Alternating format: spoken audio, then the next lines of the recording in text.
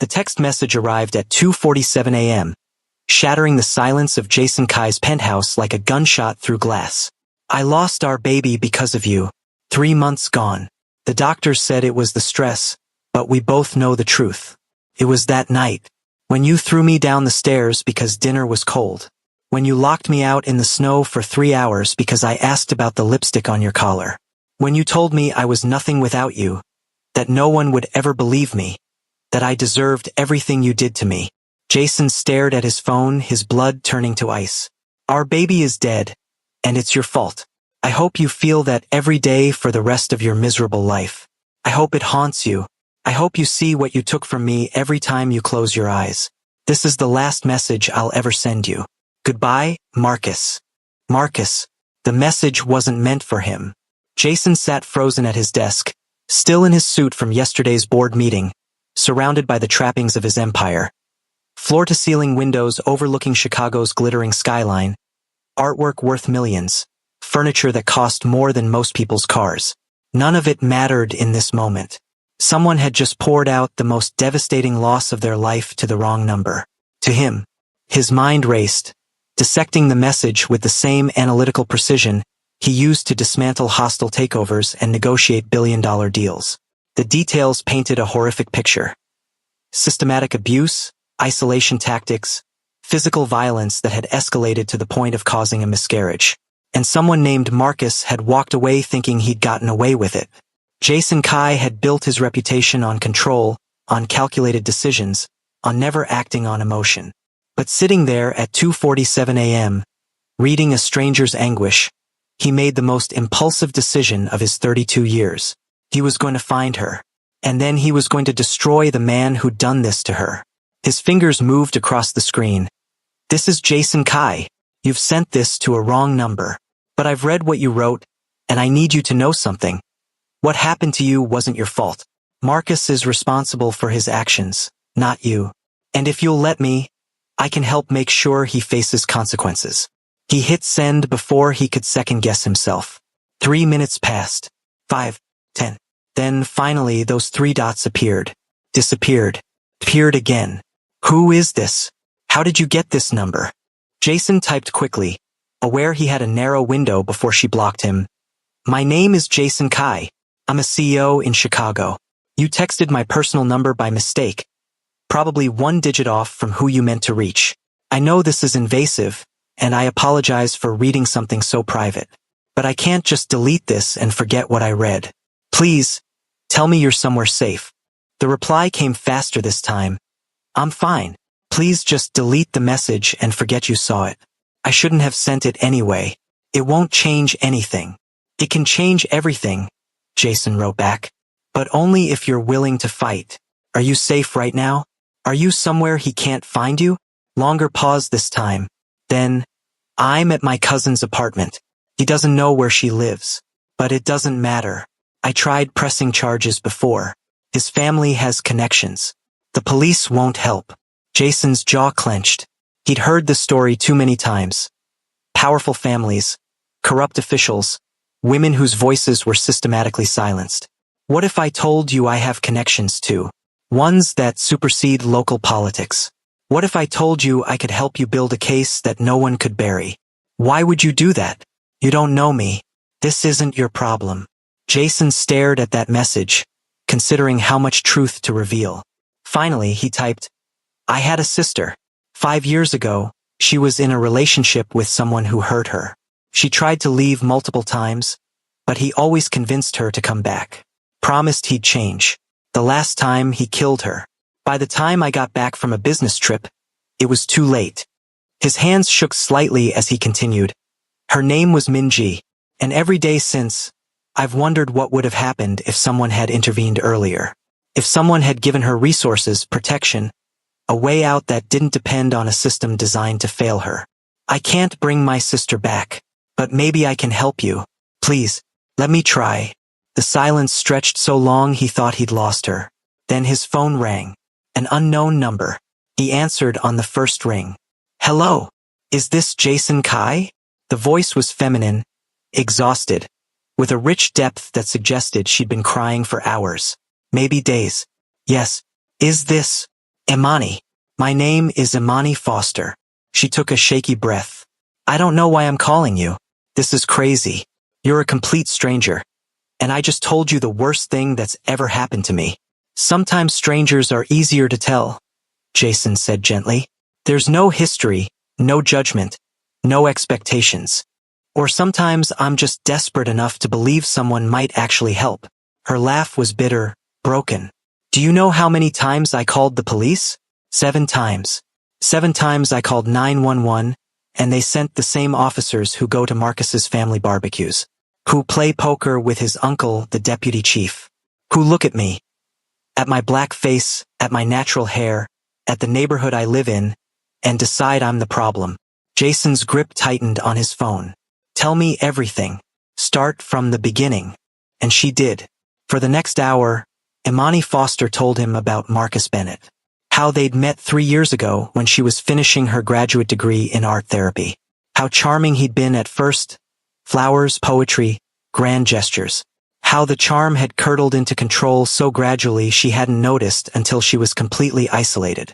How he'd systematically cut her off from friends, convinced her family she'd grown distant on her own, sabotaged her job opportunities until she was financially dependent on him. How the first time he hit her, he'd cried after, begged forgiveness, sworn it would never happen again.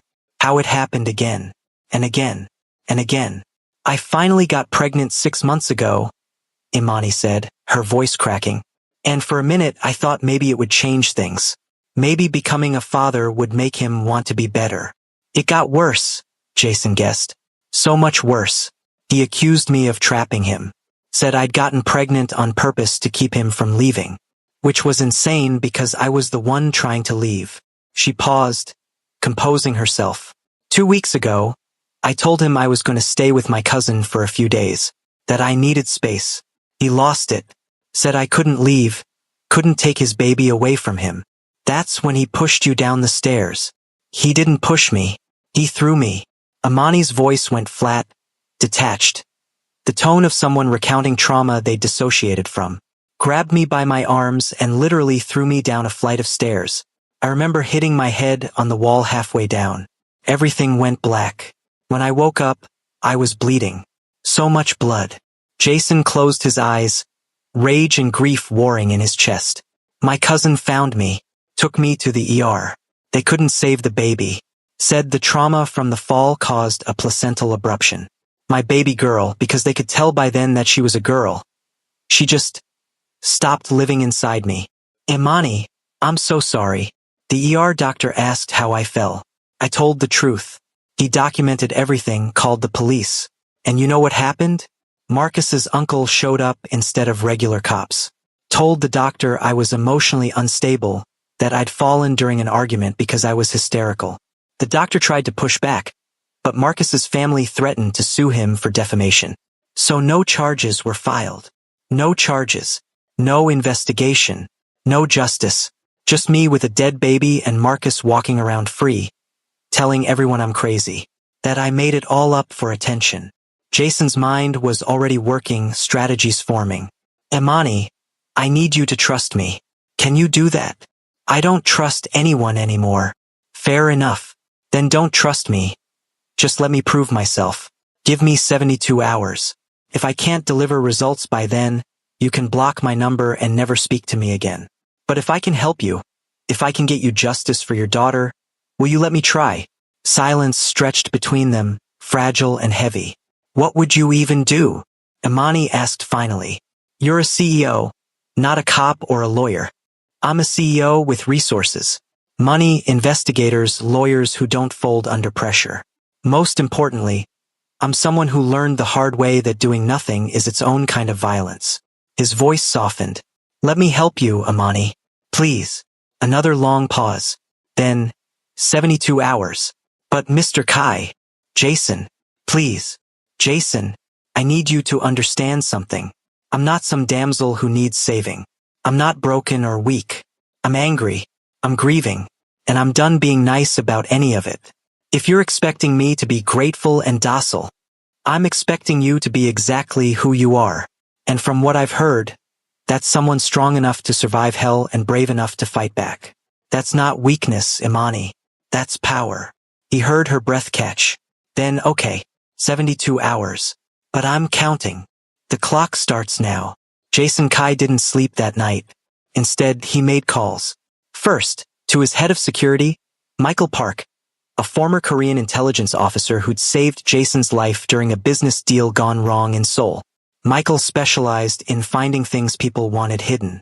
I need a complete workup on Marcus Bennett. Everything.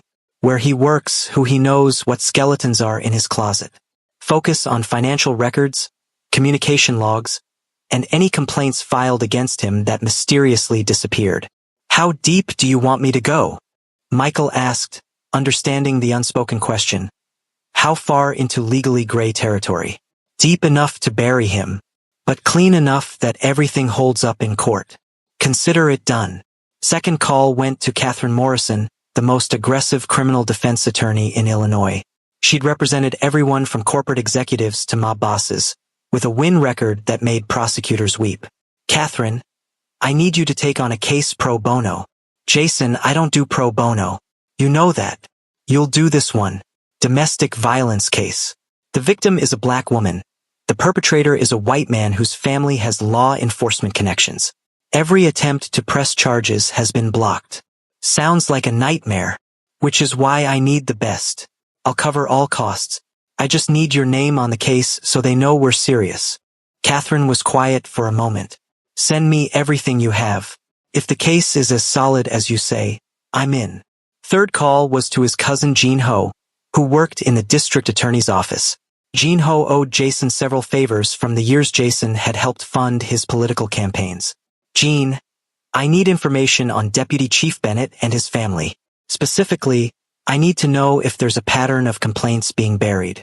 Jason, if you're investigating a cop, I'm investigating a pattern of corruption that's allowed an abuser to walk free. Are you going to help me or not? Jean Ho sighed. Send me the details.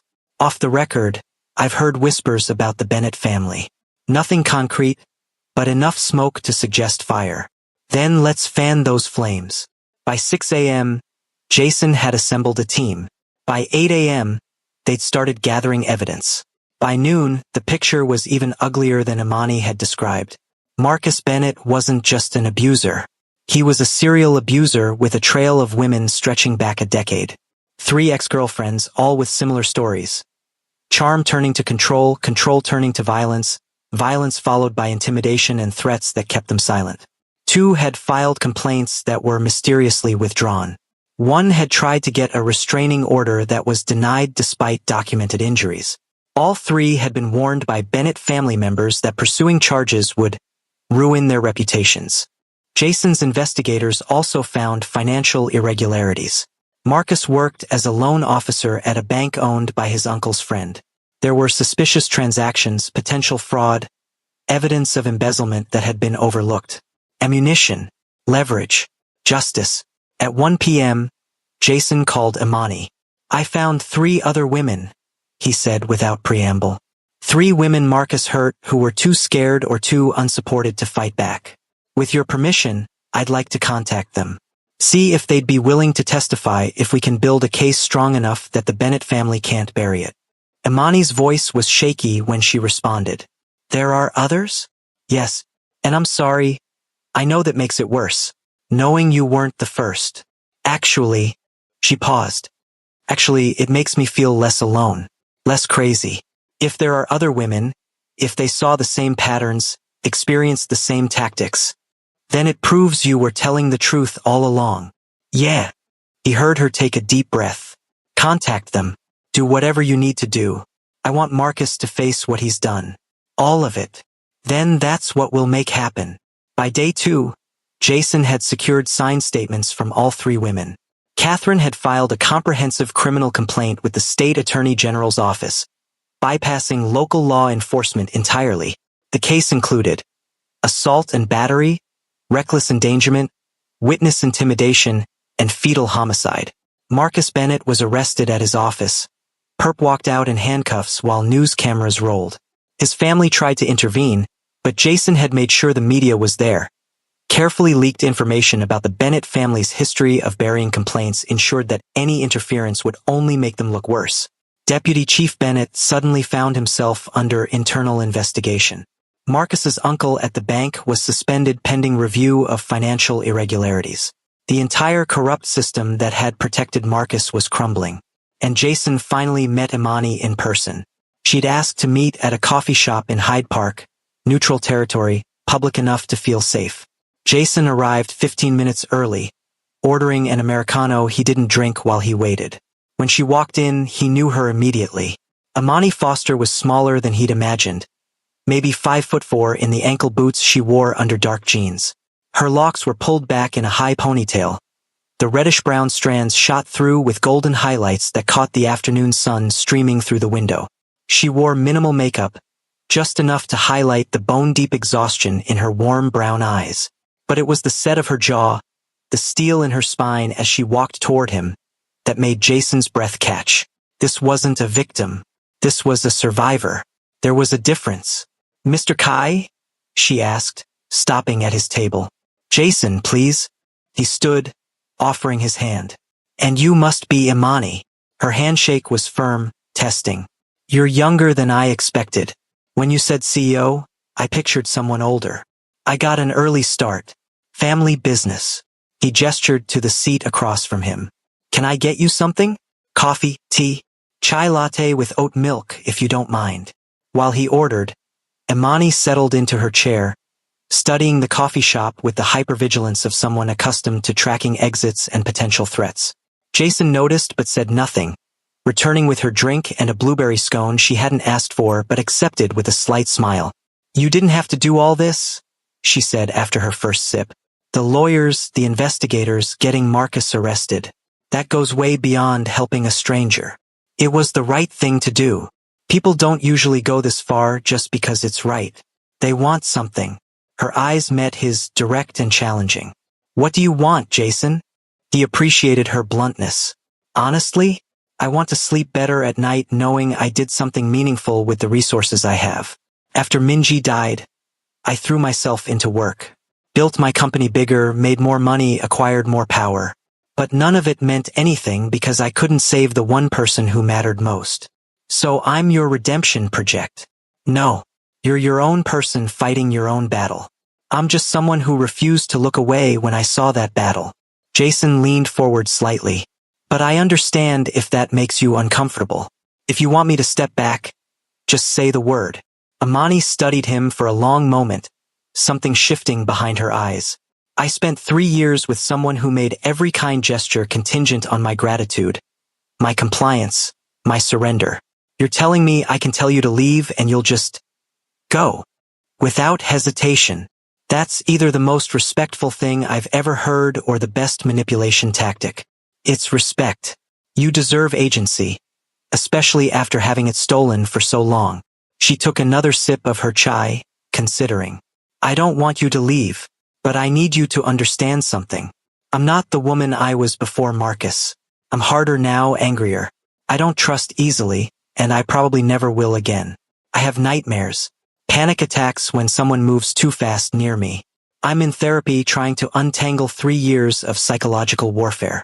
"Okay. That's it? Just okay? What else would I say? You survived trauma. You're dealing with the aftermath. That's not a character flaw, Imani. That's evidence of your strength." Her eyes shone with unshed tears. "Why are you so different from every other man I've met?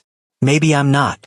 Maybe you just deserve to be treated like a human being with dignity and autonomy, and that shouldn't feel different, it should be the baseline." Imani wiped her eyes quickly, composing herself. "Okay, since you're here and we're doing this, I want to know more about you. Not CEO Jason Kai, just Jason.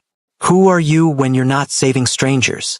So he told her about growing up in Seoul before his family moved to Chicago when he was 12. About his father, who'd built Kai Industries from nothing but died before seeing it become the empire it was today. About the pressure of being the oldest son, the heir, the one expected to carry on the family legacy. About Minji, who'd been brilliant and rebellious and determined to prove she didn't need the family name to succeed. How she'd fallen for a man who seemed perfect until he wasn't. How Jason had been too busy with acquisitions and board meetings to notice the warning signs until it was too late. She called me the night she died, Jason said quietly. Asked me to come get her. Said she was ready to leave him for good.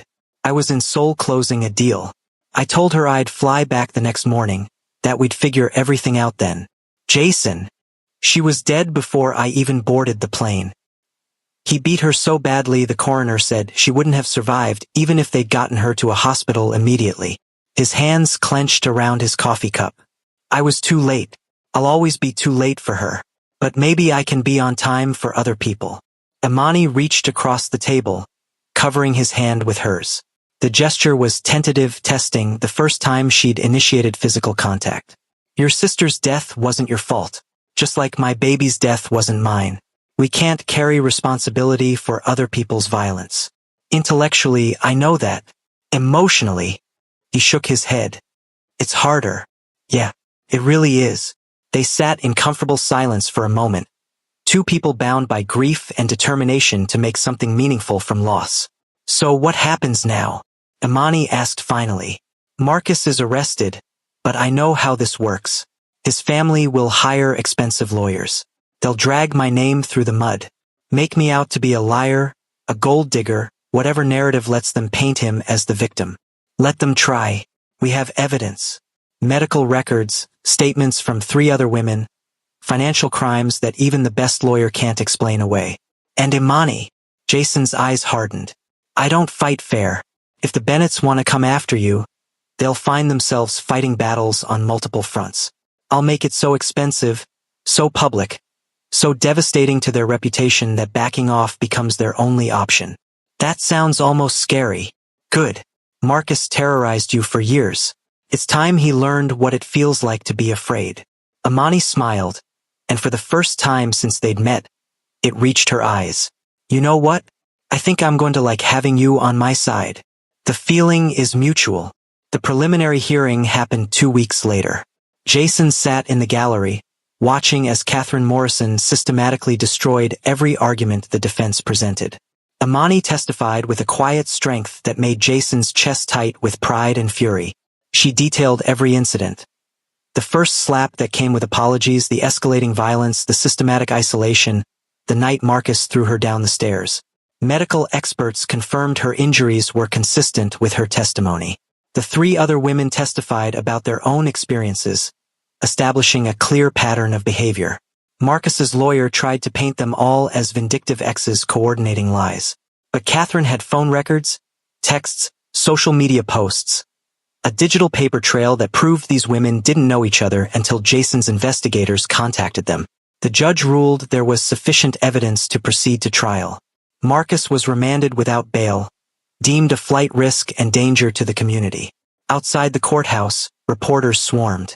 Imani had agreed to a brief statement, standing straight-backed and proud as cameras flashed. For 3 years, I believed I was alone, that no one would believe me, that there was no point in fighting because the system was designed to protect men like Marcus Bennett. But I was wrong.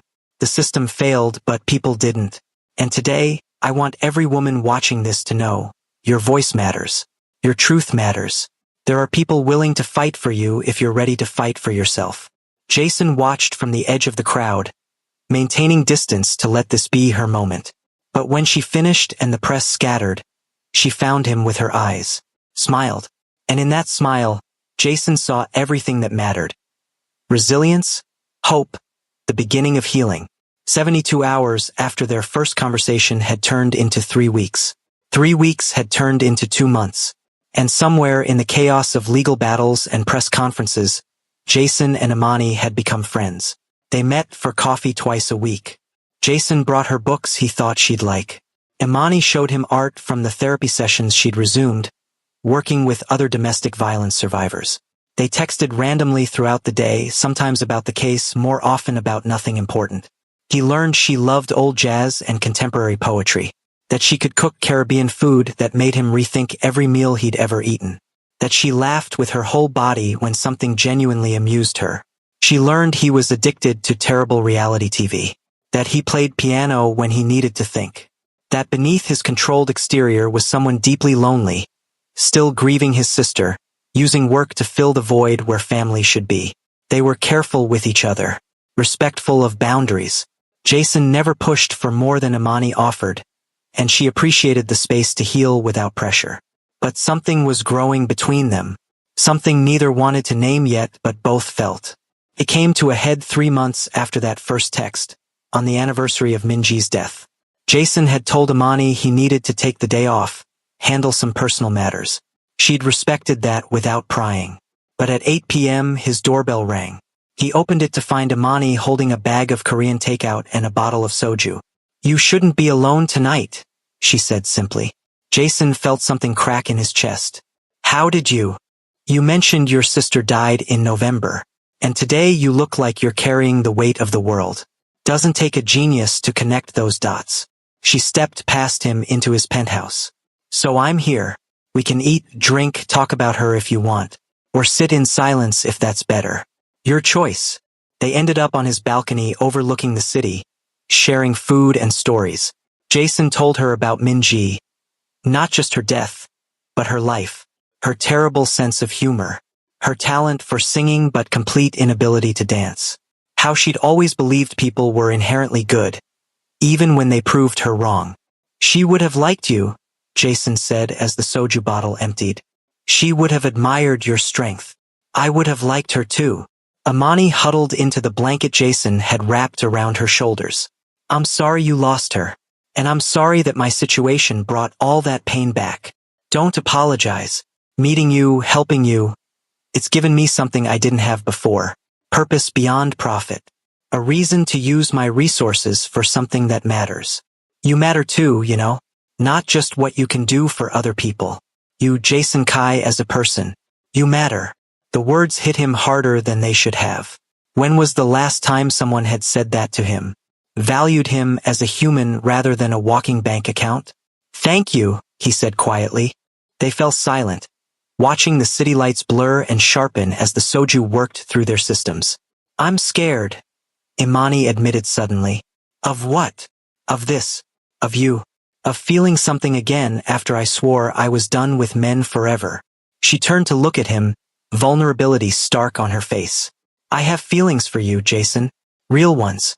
And it terrifies me because what if I'm wrong again? What if you turn out to be another Marcus hiding behind a better mask?" Jason's heart hammered, but he kept his voice steady. "I can't prove I'm not. All I can do is show you through actions over time. But Imani, I need you to know. I have feelings for you too. And I'm scared as hell because I don't want to be another source of pain in your life. I don't want to push too hard or move too fast or do anything that makes you feel unsafe. So what do? We're honest. We go slow. We communicate." He reached out slowly, telegraphing the movement, giving her time to pull away. When she didn't, he took her hand. "And we trust that two broken people can maybe help each other heal." Imani squeezed his hand. "I'm not ready for grand gestures or declarations, but maybe we could try dating? Real dating, where we figure out if this is real or just trauma bonding." "I would like that very much." She leaned her head on his shoulder, a gesture of trust that meant more than any kiss. "Okay then, let's try." And sitting there under the November stars, mourning the sister he'd lost while holding the hand of the woman he was falling for, Jason understood something profound. Sometimes the wrong number is exactly the right call. Sometimes tragedy creates connection.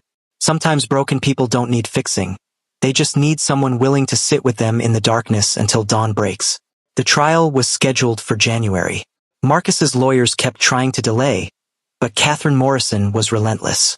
The case moved forward despite every obstacle the Bennett family threw up. Jason and Imani's relationship grew carefully, slowly. First dates that felt like interviews as they learned each other's triggers and boundaries. Conversations about trauma and healing. Therapy sessions they sometimes attended together to make sure they were building something healthy. The attraction was undeniable. But they both understood. Rushing toward physical intimacy before emotional safety was established would poison everything they were building. And they were building something real. Something worth protecting. Something that had started with a wrong number and evolved into the rightest thing in both their lives. If the story gripped you, if Imani and Jason's journey resonated, please hit that like button and subscribe.